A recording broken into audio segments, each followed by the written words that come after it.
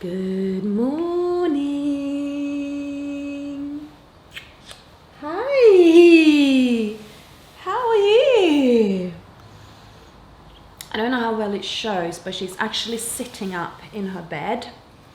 I have built up a really nice sort of supportive setup around her. She's very awake, she's very happy, very calm and settled, and she's actually on feed. So she's doing amazing, and it is the morning after her surgery, so she's doing super duper duper duper duper well. Let me see what I can show you. If I just remove this towel, which is just her dribble towel, then perhaps you can see a bit better. I've had to be inventive with how I have placed her. Behind her back, she has the pad from her sleep system, because she's a little shorter than the profile bed, so she just slides down and it's not very comfortable. And then up here, I have a pillow. On either side of her torso, I have rolled up blankets that are basically lateral support for her. And I have a rolled up blanket here underneath her knees, and I also have used the little cushions, the little side cushions or lateral support cushions from her sleep system by her lower feet, just so we get her heels not lying straight onto the mattress. So that's how I built up a sleep system for her, or a support system for her. She has got a cannula in her portacath, and this is where all the IV stuff is going. She has got obviously monitors for breathing rate, heart rate, and she has on her big toe, and it's this wire here, is a SATS probe checking her oxygenation levels. And I've got the numbers behind me here. Can you see these? They're probably not showing very well, but at the moment, her heart rate is in the between sort of 90 and 100. I've even gone down to 82 now because she's so calmed down by me speaking, so it's going down 78, look at that. Her oxygenation, her SATS level, is in the high 90s without being on any oxygen. And her breathing rate at the moment is in the 30s. So really, really, really good numbers. And doing super well. She's not having any seizures this morning. We've not seen any vomiting. La la la la la la la la la la la la. Close your ears. Don't get any ideas. What else have we got? We have got a plaster on her left hand for a cannula, a little peripheral cannula that failed. She has a big bruise on her arm for a cannula that didn't go in at all. And she has a little peripheral cannula in her right hand that we're not even trying to use, because peripheral cannulas are not just going to work on her.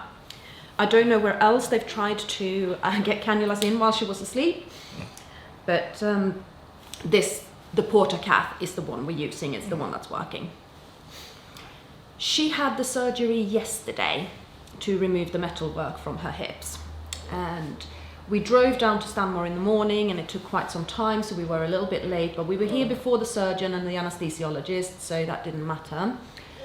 And Elin was at first the only child who was in for surgery. I believe they did get an emergency case coming in as well later, but it basically meant that she was the only one on the list. So we did all the pre-checks, checked how her chest was sounding, and talked through and made sure we were happy. And then she went in for surgery. And she had the screws and metal removed from both hips. And this is something that I'm not super happy about, because Elin lies on her side. She's not safe to have lying on her back. But it's also not safe to put a child under general anaesthesia for too many times. So we did go ahead and do both sides. Can we see it without showing too much? So you have one dressing here, and you got a similar one on the other side. And she was in theatre for about 2.5 hours. And it went really well. Everything came out. So from a surgical point of view, you know, she's done super, and they're very happy. And one thing that I find hysterically funny with surgeons is that they come in afterwards and go, yeah, she's fine, she can go home tomorrow. I'm like, okay, just let's not stress this, because this is Elin and we need to give her a little bit of time. But she is actually doing really, really well. So we're going to see how today pans out. But there are a lot of things we need to do today. So I'm not going to stress her out of here, because there is no way I'm driving Elin home on the M1 during rush hour. That's not happening. So yeah, we're going to wait and see. But yes, the surgery went really well. However, the porta cath was playing up yesterday morning. It wasn't aspirating as it should do, but things were going in, but there were some concerns about it, and the anaesthesiologist wanted to sedate her using IV sedation only, because she does so much better on that than on the gas. But in the end she needed to be sedated with a little bit of gas, and she also had a little bit of clonidine when she woke up, so she wouldn't wake up too angry. And she was quite upset anyway. So I came into recovery to a child who was going,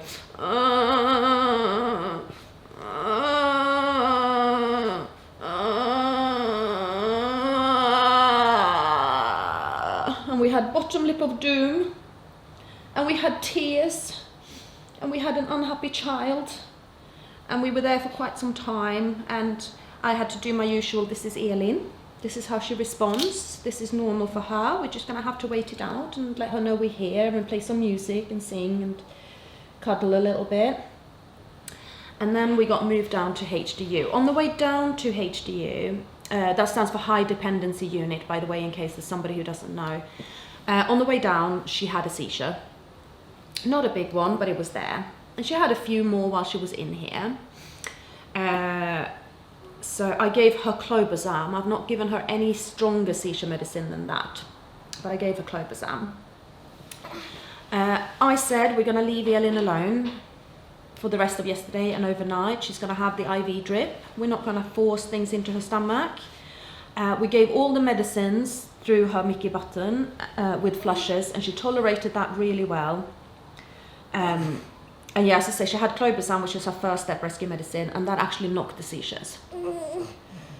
So we've not needed to give anything else. Now, following that, we had a broken night. She's been on a lot of pain medication, so she's been on paracetamol, morphine, and ibuprofen all throughout the night, and quite possibly the most important pain medication of all, which is mummy cuddles. So I spent the night here. I tried to get away, she was not having it. She needed her mummy cuddles, because she can't lie properly on her side, because then she's straight onto her incision, and that's not comfortable. But she can't lie on her back either, because that triggers the moral reflex, and that triggers seizures. So I kind of had her on a 3/4 tilt, and also built up with all of this stuff around her, built up so that she would be as comfortable as possible. And then her little nose in my armpit, and she was happy. Oh.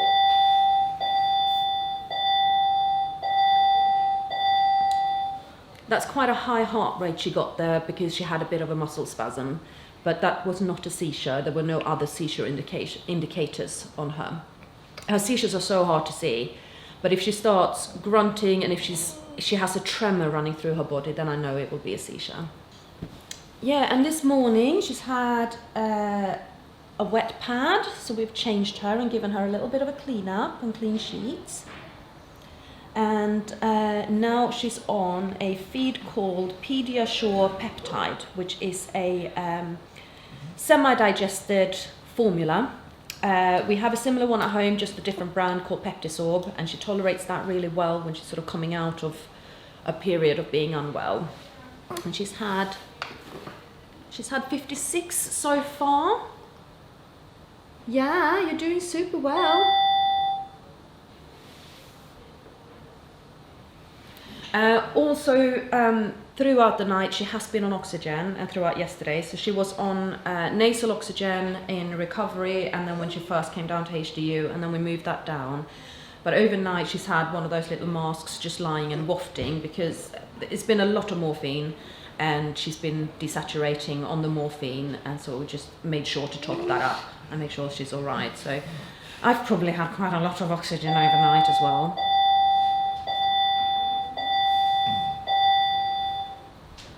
I turned the camera off for a moment there because they came in with some water and offered me some breakfast, so I'm gonna get to eat something.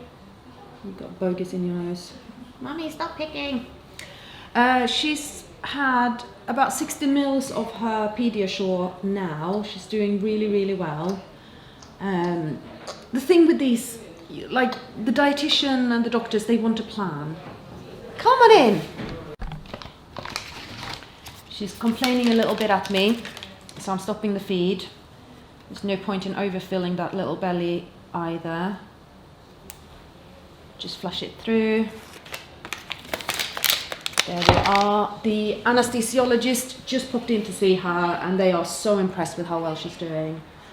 And yeah, I mean, everybody agrees with me that we're not going to stress her out, because we need to make sure that she can sit in her wheelchair for a long period of time. We need to make sure that she can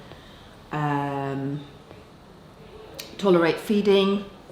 And we need to make sure that she's not in any undue pain.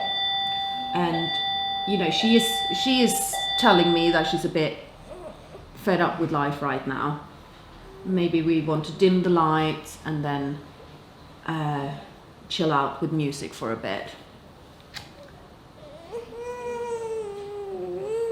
Yeah, I know. Are you trying to have a poo? Is that what you're trying to do? You're trying to push one out? Oh, I haven't given her any Cosmocol this morning. I should probably do that. And I do need to give her clobazam, because we've agreed to just give her clobazam for a few days, so that we don't start having seizures. Mwah. I got breakfast, I'm gonna eat some breakfast, I'm gonna eat some breakfast, I've got toast and butter and jam.